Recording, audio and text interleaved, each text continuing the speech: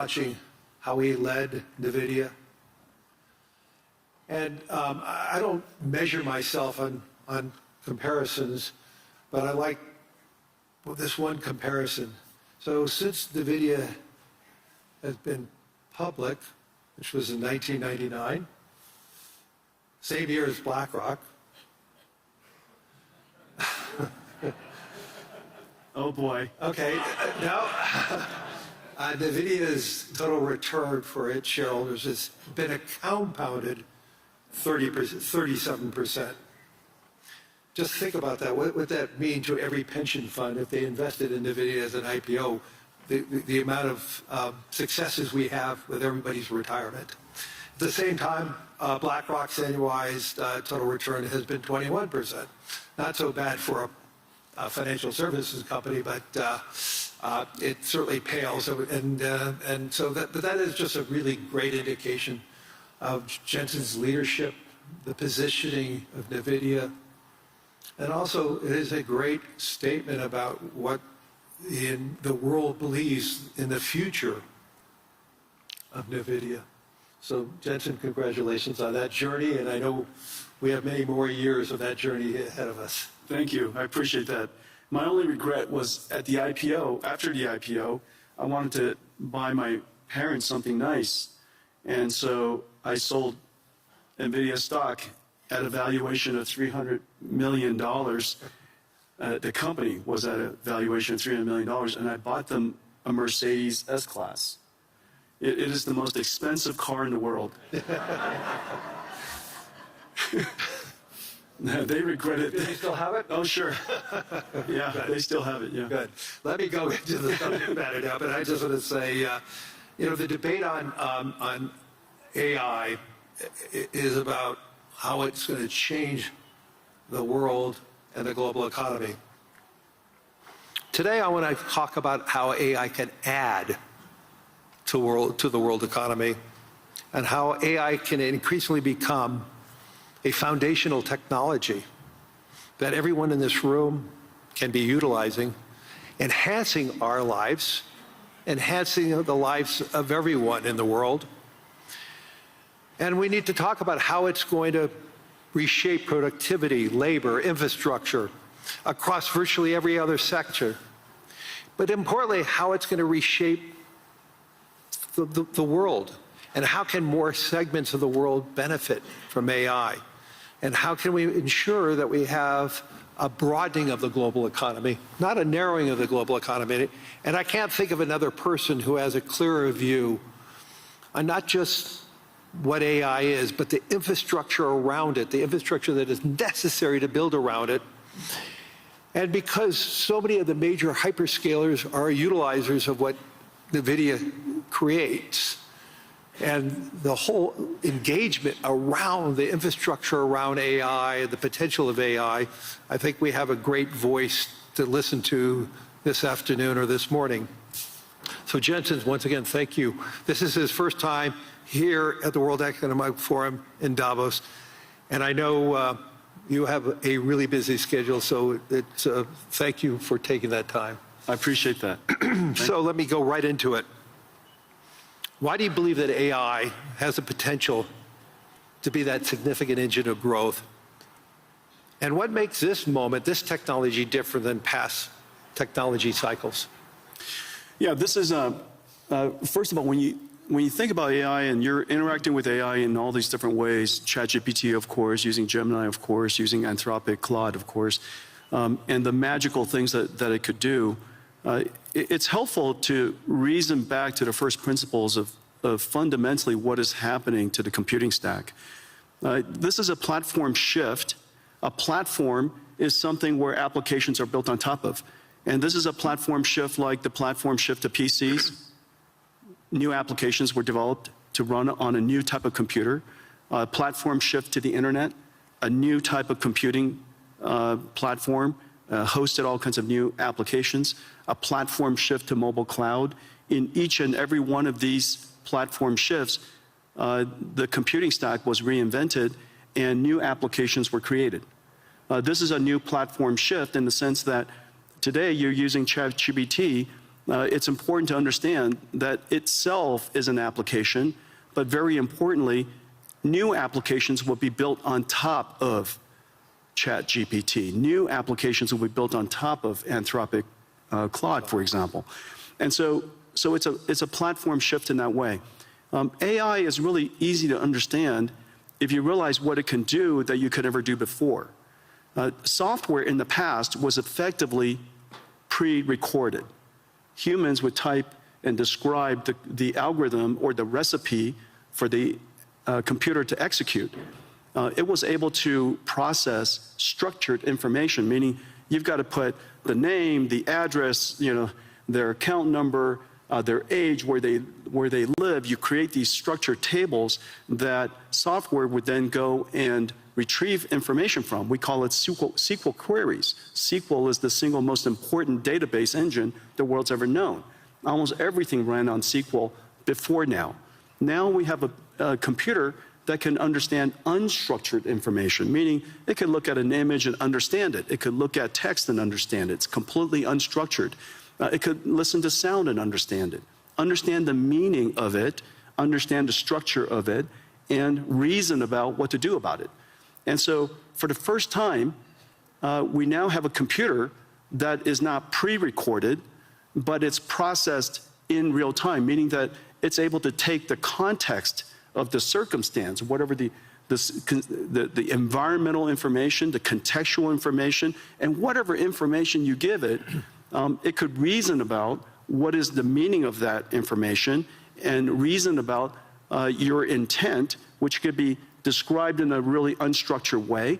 You describe it however you want to describe it. We call it prompts. But you describe it however you like to describe it. And to the extent that it can understand your intention, it could perform a task for you. Now, the important thing about this is that because we're reinventing that entire computing stack, the question is, what is AI? You're asked, when you think about AI, you think about the AI models. But it's really important to understand industrially, AI is actually essentially a 5-layer cake. At the bottom is energy. AI, because it's processed in real time and it generates intelligence in real time, it needs energy to do so. Energy is the first layer. The second layer is the layer that I live in. It's chips. Chips and computing infrastructure. The next layer above it is the cloud infrastructure, the cloud services. The layer above that is the AI models. This is where most people think AI is. But don't forget that in order for those models to happen, you have to have all of the layers underneath it. But the most important layer, and this is the layer that's happening right now, the reason why last year was an incredible year, frankly, for AI, is that the AI models made so much progress that the layer above it, which is ultimately the layer that we all need to succeed, the application layer above that. And so this application layer could be in financial services, it could be in healthcare, it could be in manufacturing. This layer on top ultimately is where economic benefit will happen. But the important thing, though, because this computing platform requires all of the layers underneath it, it has started, and you guys everybody's seeing it right now, it has started the largest infrastructure build out in human history. We're now a few $100 billion into it. That's it. We're a few $100 billion into it. Larry and I, we get the opportunity to work on many projects together. There are trillions of dollars of infrastructure that needs to be built out. And it's sensible. It's sensible because all of these contexts have to be processed so that the AI, so that the models can generate the intelligence necessary to power the applications that ultimately sit on top. And so when you go back and when you reason about it layer by layer by layer, and you realize that the energy sector is now seeing extraordinary growth. The chip sector, TSMC just announced they're going to build 20 new chip plants. Foxconn working with us and Wistron and Quanta building 30 new computer plants, which then go into these AI factories. So we have chip factories, computer factories, and AI factories all being built around the world. And memory. And memory, right, exactly. Those chip fabs. Micron has started investing $200 billion in the United States. SK Hynix is doing incredibly. Samsung is doing incredibly. You could see that entire chip layer growing incredibly today. And now, of course, we pay a lot of attention to the model layer, but it's really exciting that the layer above them is really doing fantastically. And now, one indicator is where the VC funding going into. Last year, 2025, was one of the largest years in VC funding ever. And last year, most of the funding went to what is called AI native companies. These are companies in healthcare, the company in robotics, and company in manufacturing, financial services. All of the large industries in the world, you're seeing huge investments going in to those AI natives because for the first time, the models are good enough to build on top of. So let's just dive a little further. Obviously, everybody, I'm sure, uses their own chatbot and getting information. So, but you're talking about the dispersion of AI is going to be the key. Let's talk about it, like, go into a little more upside ideas related to the dispersion of it in the physical world. You mentioned, obviously, healthcare is a great example of that. But where do you see the transformational opportunities in areas like transportation or science? Well, last year, I would say last year, I would say 3 major things happened in AI, in the AI technology layer, the model layer. The first one is that the models themselves started out being curious and interesting, but they hallucinated a great deal. And last year, we can all reasonably accept that these models are better grounded. They could do research. They can reason about circumstances that maybe they weren't trained on, break it down into step-by-step reasoning steps, and come up with a plan to answer your question, do your research, or perform the task. So last year, we saw the evolution of language models becoming AI systems that we call agentic systems, agentic AI. The second major breakthrough is the breakthrough of open models.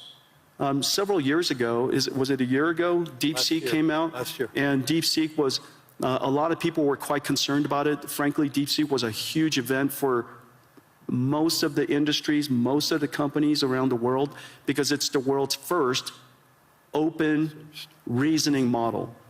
Since then, a whole bunch of open reasoning models have emerged, and open models has enabled companies and industries, researchers, educators, universities, startups, to be able to use these open models to start something and create something that's domain specific or specialized for their needs. The third area that had enormous progress last year was the concept of physical intelligence, of physical AI. AI that understands not just language, but AI understands, if you will, nature. And it could be AI that understands the physical world here, AIs that understand proteins, chemicals, physics, for example, fluid dynamics, particle physics, quantum physics, AIs that are now learning all these different structures and different languages, if you will. Proteins is essentially a language. And so all of these AIs are now making such enormous progress that these industries, industrial companies, whether it's manufacturing or drug discovery, are really making great progress. And one of the great indicators is a partnership that we had with Lilly, that they realize now that AI has made such extraordinary progress in understanding the structure of proteins and the structure of chemicals, essentially being able to interact and talk to the proteins like we talk to ChatGPT. We're going to see some really big breakthroughs. So all these breakthroughs raises concerns about the human element. You and I have had many conversations on this, but we need to tell the whole audience, there is a huge concern that AI is going to displace jobs. And you've been arguing the opposite. Obviously, the build-out of AI, as you talked about, the biggest infrastructure build-out in history is going to occur, which energy is creating jobs. Yeah. Chips industry is creating jobs. The infrastructure layer is creating jobs. Land, power, and shell. Jobs. I mean, right? It's incredible.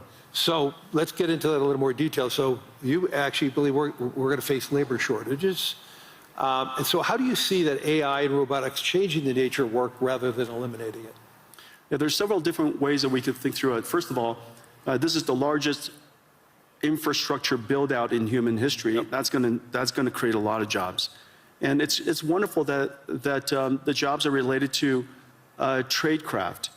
We're going to have plumbers and electricians and construction and steel workers and network technicians and people who install and fit out the equipment. And all of these jobs, we're going to, in the United States, we're seeing quite a significant boom in this area. Salaries have gone up, nearly doubled. Yeah. And so we're talking about six-figure salaries for people who are building chip factories or computer factories or AI factories. And we have a great shortage in that. And I'm really delighted to see so many people in so many countries really recognizing this important area. You know, everybody should be able to make a great living. You don't need to have a PhD in computer science to do so. And so I'm delighted to see that. The second thing to realize, and so we theorize about the automation of tasks and things like that, and what is the implication to jobs. You know, I'll just offer some anecdotes. These are real world anecdotes of what has actually happened. Remember 10 years ago, one of the first professions that everybody thought was going to get wiped out was radiology. And the reason for that was the first AI that became superhuman in capability was computer vision. And one of the largest applications of computer vision is studying scans by radiologists. Well, 10 years later, it is true that AI has now completely permeated and diffused into every aspect of radiology. And it is true that radiologists use AI to study scans now. The impact is 100%, and the impact is completely real. However, not surprisingly, I say not surprisingly, if you reason from first principles, not surprisingly, the number of radiologists have gone up. Is that because of lack of trust or is that because the human interaction with the results of AI is a better outcome? Exactly. The reason for that is because a radiologist, the purpose of their job is to diagnose disease, to help patients diagnose disease. That's the purpose of their job. The task of the job includes studying scans. The fact that they're able to study scans now infinitely fast allows them to spend more time with patients, diagnosing their disease, interacting with the patients, interacting with other clinicians. Well, surprisingly, also not surprisingly actually, as a result of that, the number of patients that the hospital can see has gone up. Because, you know, there are a lot of people waiting a long time to get their scans done. And so now, because the number of patients have gone up, the revenues of the hospital has gone up, they hire more radiologists. This is the same thing as happening to nurses. We're 5 million nurses short in the United States. As a result of using AI to do the charting and the transcription of the patient visits, nurses spend half of their time charting. Documenting. And now they could use AI technology, and one particular company, Abridge, they're a partner of ours doing incredible work.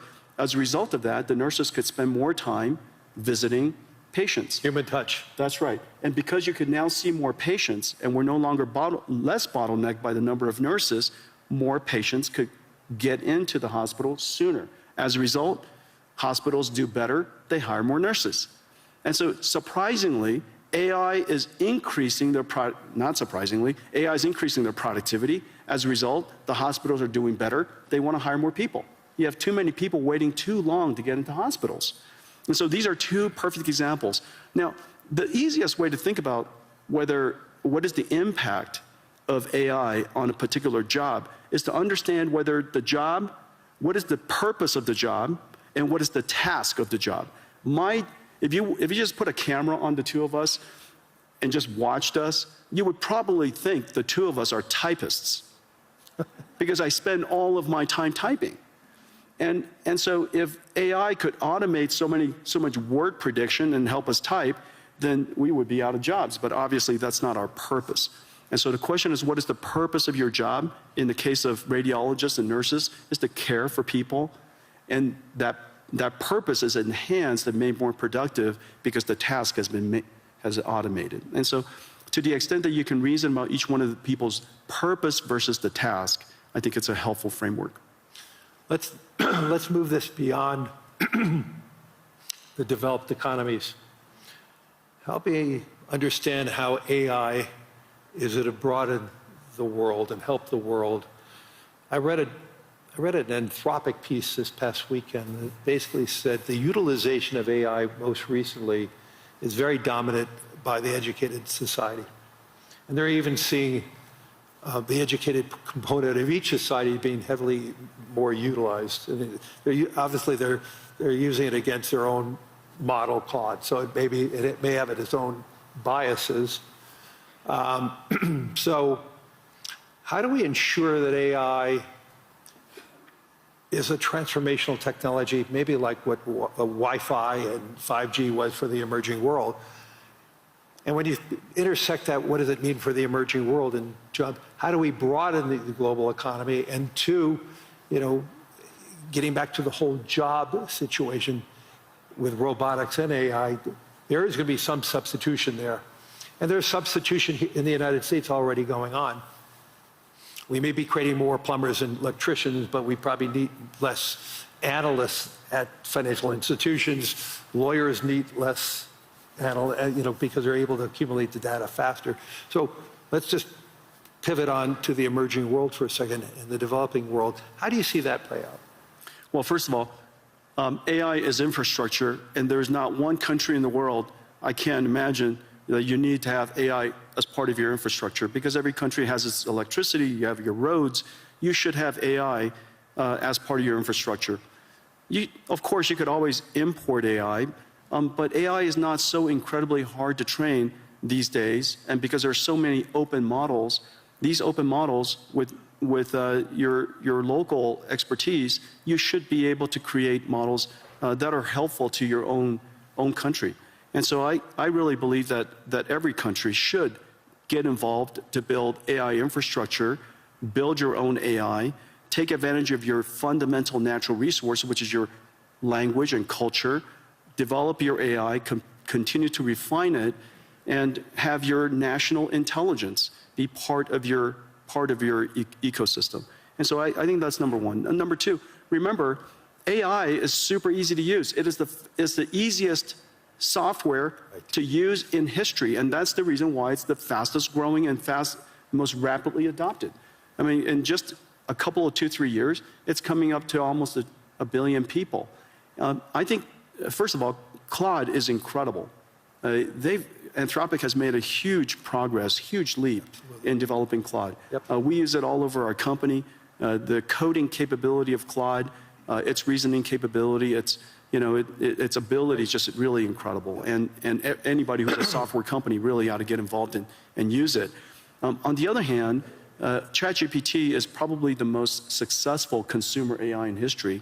And its ease of use and its approachability, I think everybody should get involved. And whether it's somebody in a developing country or a student, it is very clear that it is essential to learn how to use AI, how to direct an AI, how to prompt an AI, how to manage an AI, how to guardrail the AI, evaluate the AI. These skills are no different than leading people, managing people, things that you and I do all the time. So in the future, instead of biological, carbon-based AIs, in the future we're also going to have digital versions of AIs, silicon versions of AIs, and we'll have to manage them. They're just part of our digital workforce, if you will. And so I would advocate that for the developing countries, build your infrastructure, get engaged in AI, and recognize that AI is likely to close the technology divide. Right. Because it is so easy to use and so abundant and so accessible. And so, I'm actually fairly optimistic about the potential of AI to lift the countries that are emerging, and for many people who haven't had computer science degree, all of you can be programmers now, you know. And so in the past we had to learn how to program a computer. Now you program a computer by saying to the computer, "How do I program you?" You know. And if you don't know how to use an AI, just go up to the AI and say, "I don't know how to use an AI. How do I use an AI?" And it would explain it to you. And you know, you say, I like to write a program to create my own website. How do I do that? And it says, it would ask you a whole bunch of questions about what kind of website you would like to build, and then write you the code. And so it is that easy to use, and that's, of course, the incredible, you know, power of AI, which is exciting. Two quick questions, then we're going to run out of time. We're sitting here in Europe. When we were talking about a lot of companies, we mentioned a lot of US companies and Asian companies. Talk to us about how AI and the success of Europe and the future of Europe can intersect, and how do you see Nvidia play that role here in Europe? Well, I have the benefit. Nvidia has the benefit of working with every AI company in the world, and because we're low in the infrastructure layer, and we power AI across the board. And we power AI that are languages, their biology, their physics, their world models, and related to manufacturing and robotics. And the thing that's really quite exciting for Europe is, remember, your industrial base is so strong. The industrial manufacturing base in Europe is incredibly strong. This is your opportunity to now leap past the era of software. The United States really led the era of software. AI is software that doesn't need to write software. You don't write AI, you teach AI. And so get in early now so that you can now fuse your industrial capability, your manufacturing capability with artificial intelligence, and that brings you into the world of physical AI or robotics. You know, robotics is a once in a generation opportunity for the European nations. Now, whether it's, you know, all of the countries that I visit here, industrial base is really, really strong. The other thing to realize is that so much of the deep sciences are still very, very strong here in Europe. Right. And the deep sciences now have the benefit of applying artificial intelligence to accelerate your discovery. And so I think that it's fairly certain that you have to get serious about increasing your energy supply so that you could invest in the infrastructure layer so that you could have a rich ecosystem of artificial intelligence here in Europe. So what I'm hearing is we're far from an AI bubble. The question is, are we investing enough? Let's turn it around, because there's so many people talking about a bubble, but the question is, what I'm hearing from you is, you know, are we investing enough to do what we need to do to broaden the global economy? And so one good test on the AI bubble is to recognize that Nvidia has now millions of Nvidia GPUs in the cloud. We're in every cloud, you know, we're used everywhere. And if you try to rent an Nvidia GPU these days, it's so incredibly hard. And the spot price of GPU rentals is going up. Not just the latest generation, but 2-generation-old GPUs. The spot price of rentals are going up. And the reason for that is because the number of AI companies that are being created, the number of companies shifting their R&D budget. Lilly is a great example. 3 years ago, most of their R&D budget, all of their R&D budget, was probably wet labs. Notice the big AI supercomputer that they've invested in, the big AI lab, increasingly that R&D budget is going to shift towards AI. And so the AI bubble comes about because the investments are large. And the investments are large because we have to build the infrastructure necessary for all of the layers of AI above it. And so I think the opportunity is really quite extraordinary. And everybody ought to get involved. Everybody ought to get engaged. We need more energy. I think that we all recognize that. We need more land power and shell. We need more trade skill workers. And in fact, that population of workforce is so strong here in Europe. Yes. In a lot of ways, the United States lost that in the last 20, 30 years. But it's still incredibly strong here in Europe. It's an extraordinary opportunity you got to take advantage of. And so I would, I know that where Larry and I work, we see the investment opportunities and the investment scale is going up. The number of startups, as I mentioned earlier, that 2025, the largest investment year in VC history, over $100 billion around the world, most of it was AI natives. And so these AI companies are building basically the application layer above. They're going to, and go build this future. And I actually believe it's going to be a great investment for pension funds around the world to be a part of it, to grow with this AI world. And this is one of my messages as so many political leaders. We need to make sure that the average pensioner, the average saver is a part of that growth. If they're just watching it from the sidelines, they're going to feel left out. And we want to invest in infrastructure. Right. Infrastructure is a great investment opportunity. This is the single largest infrastructure build-out in human history. Yep. Get involved. We're out of time. Hopefully everybody in the audience and everybody on the web streaming is seeing the power of Jensen Huang as a leader, not just a leader in technology and AI, but a leader in business and also a leader in heart and soul, which is really important today, having that leadership from the heart and the soul. So thank you, everyone. Thank you, everybody.